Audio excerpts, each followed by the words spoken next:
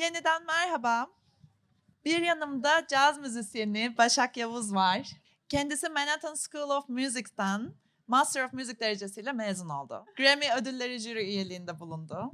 Öğretim üyeliğinden radyo programcılığına, aranjörlükten yapımcılığa çok yönlü bir sanatçı. 2016 yılında kendi plak şirketi Things and Records'u kurdu. Bu sene taşındığı Berlin'de doktora çalışmalarına devam ediyor. Hoş geldin Başak. Bugün Türk kahvaltısına geldiğimi biliyordum. 2 gündür bir şey olacak mı, bir şey olacak mı diye. Çok lezzetliydi. Teşekkürler mutfak ekibine. Ve bizimle birlikte Almanya'da Türkçe rap'in başlangıç ve yükselişine öncülük eden Karakan ses gruplarının, Kartel grubunun kurucularından Kabus Kerim var. Merhaba, hoş bulduk. 1995 yılında MTV'nin Best European Act ödülünün de arasında bulunduğu birçok ödüle değer görüldü. Kabus Kerim eski usul, old school, hip hop kültürünü yaşatmaya ve dans pistlerini enerjik setleriyle hareketlendirmeye devam ediyor. Hoş geldin Kerim. Hoş bulduk tekrar. Konumuz misafir işçi havaları ve yeni dalganın sesi arasında. Ama önce Başak'a sormak istiyorum. Sen ilk ne zaman Kartal dinledin? Kaç yılında çıkmıştı hatırlamıyorum. 95. 95'te. Ankara'daydım o zaman. Bir mahalle arkadaşım vardı Hande. Hande şu an Washington'da çok önemli bir şirkette, çok üst düzeyde bir işte çalışıyor ve bu Kabus Kerim'le, Kabus Bey'le böyle yan yana oturup konuşacağımı söylediğimde bir an hani o yaşımıza tekrar döndük ve aa diye. Zaman yolculuğu Sen diye bir şey var. Ve dün biz Erce ile konuşuyorduk ve dedi ki eğer ilk defa Unkapanı'na gitseydik albümümüzle o zaman bize bu albüm tutmaz derlerdi. Onu bize burada da söylediler. Çünkü biz Kartel'in başlangıcını başka şehirlerden yapmış olmamıza rağmen çünkü biz albümün değil de ilk önce videoyu çektik. Videonun release'ini SO36'da yaptık Berlin'de ve Türkiye'den plak şirketleri geldi. Dedi ki bu albüm bu tarz Türkiye'de kesinlikle tutmaz.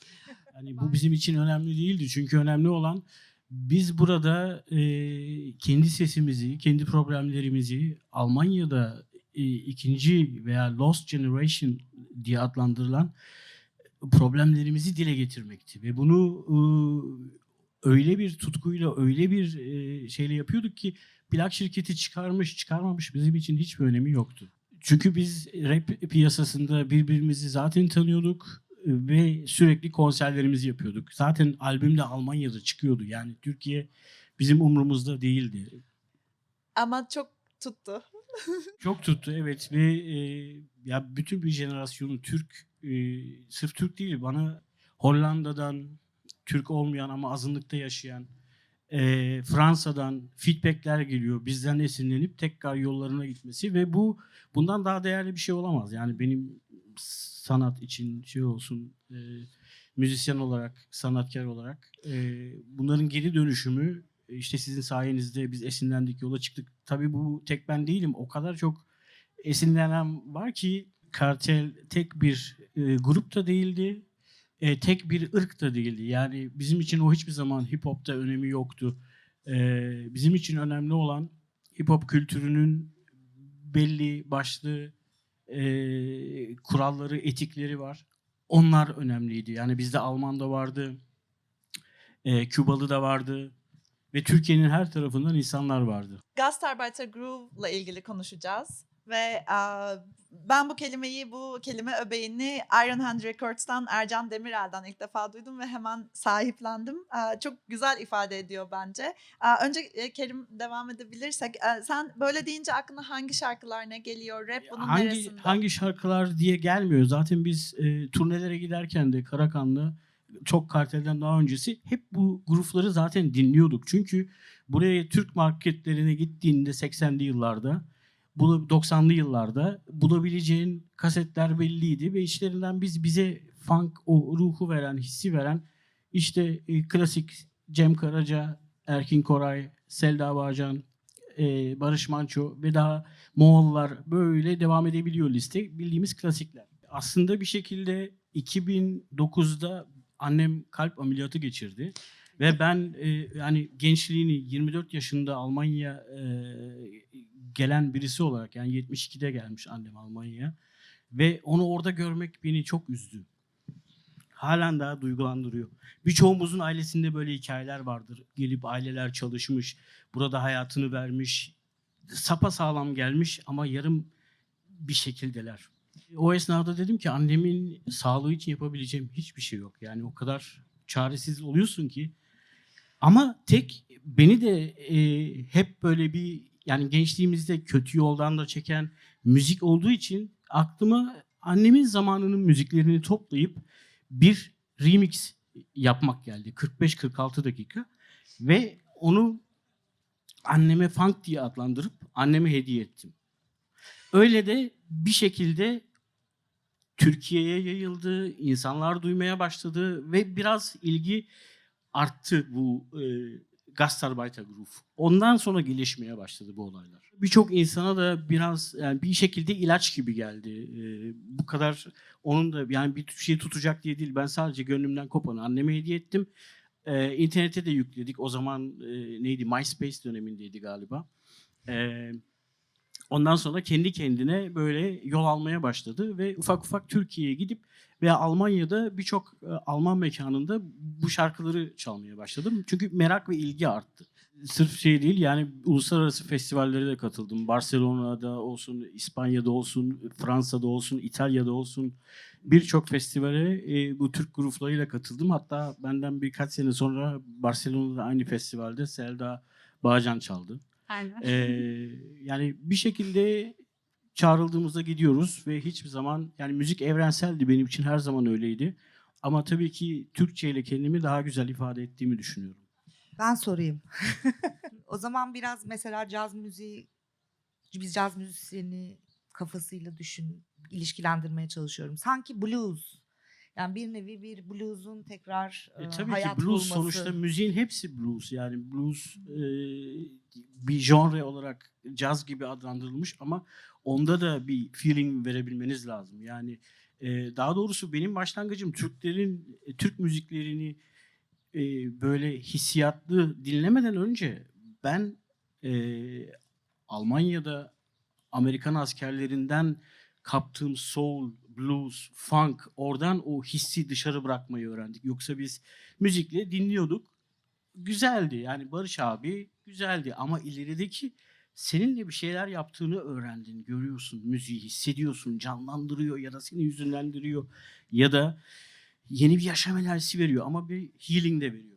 Bir belgeselde de sizi izlerken blues'dan, soul'dan, yani bu konuda çok ciddi araştırma yaptığınızdan vesaire bahsetmiştiniz. Gerçekten ilgimi çekmişti o da. Şimdi benim yaşadığım, daha doğrusu Almanya'ya geldiğim, ailemin yanına geldiğimde hiçbir şey bilmiyorduk. Türkiye'de apayrı bir hayat. Burada Amerikalılarla karşılıyorsun ama ben normal zannediyordum onların asker olmasını. Çünkü 8 yaşında geliyorsun. Daha sonra bir fark ediyorsun ki oha, bu herifler hepsi Detroit'ten gelmiş.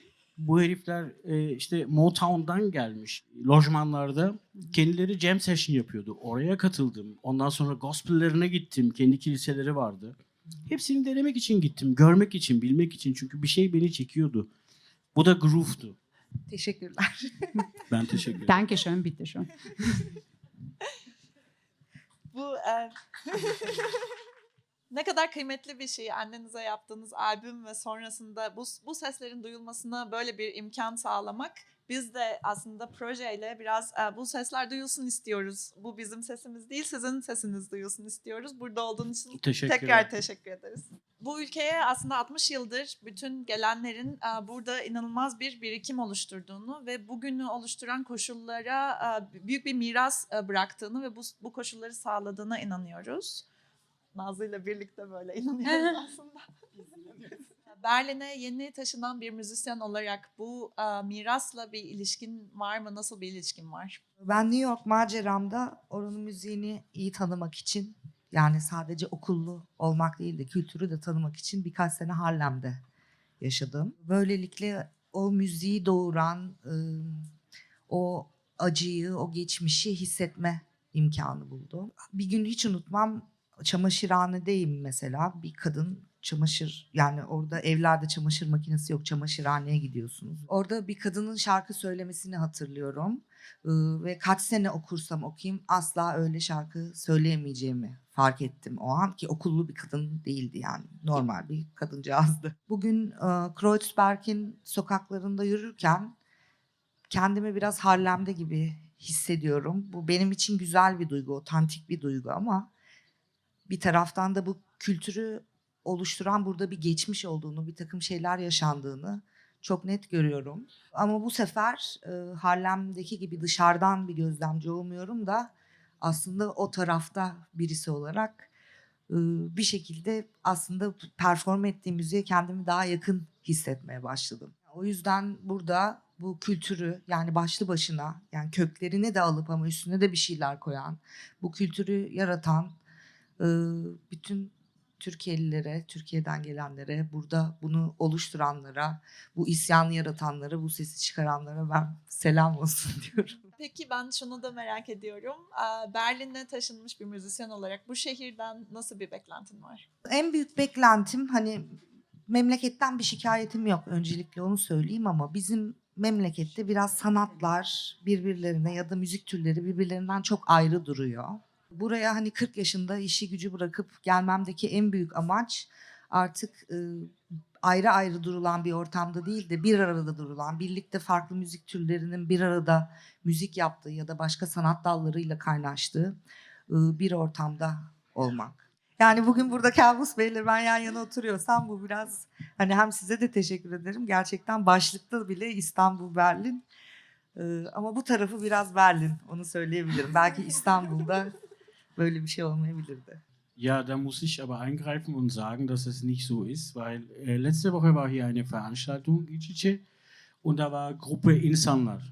Und eigentlich habe ich das, also es hängt von einem selber, in Istanbul İnsanlar-Gruppe mitbegründet. Ich war der Erste mit dabei, aber dann habe ich gesagt, ich lebe in Deutschland, Jungs, ihr macht euren Weg, ich habe euch was mitgegeben, diese Verschmelzung.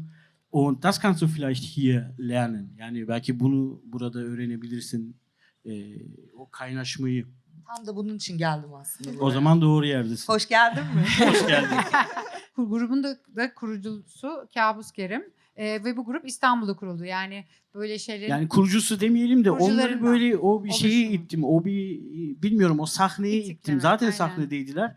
Ama o sahnede apayrı bir enerji oluşuyor. Onun kaynaşmasından olan, ama Bir nevi ilk motivasyon yani. demlerinde ben de vardım. Mini pop, ana pop bunları yapıyorduk. Barış K olsun, Cem olsun, Alican olsun. Yani böyle akıp gidiyorduk. Onun sonucunda da insanlar doğdu ve güzel şeyler de geliyor zaten. Bu sohbet harika gelişiyor çünkü aslında İstanbul-Berlin hattında böyle biraz daha fazla etkileşim olması gerektiğini, Türkiye ile Almanya arasında daha fazla paylaşım olması gerektiğine inanan biri olarak ben de buradayım. Benim sorum bu, aslında daha önceden göç edenlerin bu bıraktığı mirasla yeni gelenlerin arasında bir köprü ve diyalog kurmak imkanı var mı? Nasıl olabilir? Nasıl bu kapıları açabiliriz biraz daha fazla etkileşim için? 70'lerde gelen işçilerin durumları ve sosyo-kültürel konumları çok farklı. Bugün gelenlerin çok daha farklı. Yani daha kalifiye eleman ya da hayatını burada sürdürmek istiyor. Yani bir mecburiyetten Almanya'ya gelmiyor. Onun için de Almanya'daki ve Türkiye'de yani bir çelişki olabiliyor zaman zaman Türkler arasında da. Yani buraya gelen bir çatışma demeyeyim ama iç içe, yan yana, el ele değiller. Gönül isterdi ki bunu olsun. Tabii ki böyle etkinliklerle belki daha yan yana, iç içe insanları birbirine birleştirme. Yani benim için müzik ayrımcılık değil, birleştiren bir şey olması gerektiğini düşünüyorum. Ben bir şey daha soracağım ya. Bunun üzerine düşünüyorum bir süredir. Çünkü bir 8-9 senedir, 10 seneye yakındır üniversitelerde şarkı yazım dersi veriyorum. Ve şarkı yazımında tabii prozodi konusu, yani biraz teknik bir konu ama prozodi konusunu konuşuyoruz. Özellikle son dönemde sadece rapte, hip hop'ta değil, bütün müziklerde prozodi ile ilgili sorun olduğunu görüyorum. Fakat mesela Kartel'i ve Karakan'ı dinlediğim zaman prozodinizin şiir gibi böyle aktığını inceledim. Yani mesela örnek vermek gerekirse Zum işte, Beispiel. Karakan yine Anladım. geldi buraya. Hakkımızı Yani helal burada almayın. şunu söylemek istiyorum. Zamanımız tamamen değişti. Yani şu an burada yaşayan Türkiye'den ailesi, dedeleri göç etmiş birisinin bizim zamanımızda yaşadığı bir sıkıntı onları yaşamıyorlar burada. Yani bugünkü problemlerimiz, sosyokültürel problemlerimiz çok daha farklı. Yani hangi branşta müdür olabilirim, belki bu hangi en iyi okula gidebilirim. Bakın biz yalnız okula gidiyorduk. Buradan örnek vereyim. Yalnız ve hiçbir ne dil biliyorduk ne mahalle biliyorduk. Birbirimize destek olarak. Şimdi bunlar hepsi ayrı oldu ve görüyorum ki çocuklarını 100 metre olsa bile arabayla götürüyorlar. Bunu sakın kesinlikle kritize etmek için söylemiyorum. Ama öyle bir içselleşmiş acılarımız var ki o jenerasyonun yeni gelenlere çok daha farklı şeyler. Onun için de uyumsuz gelebiliyor. Ama genelinde baktığınızda ne bileyim Almanya'dan çıkan çok belki pop bir örnek vereceğim. Bir İsmail YK bir şarkı söylediğinde bundan 10 yıl önce içindeki şeyler fake değil, uyumsuz değil. Belki siz Türkiye'de bilmiyorsunuz bunu ama burada bas gaza dediğinde herif mutlu oluyor onunla. Yani ona o hissi veriyor. Ama bir kopuk, onu demek istemiştim biraz evvel de. Kopukluğumuz var. Yani Türkiye'de veya yaşadığın okullar, eğitimler bu illaki çok daha iyi bir yerde olduğunu göstermiyor insanı. Yani ama buradaki hayat farklı. Daha sorunuz yoksa Müzik çalalım. müziğe geçip o kadar bir heyecan, kendi heyecanımı da atabilmek için bütün bugünün bu güzel etkinliği şenlendirerek bitirmek için. Lassen wir mir, dass ich Musik spiele und Ich danke euch tanzen allen wir herzlich. zusammen. Also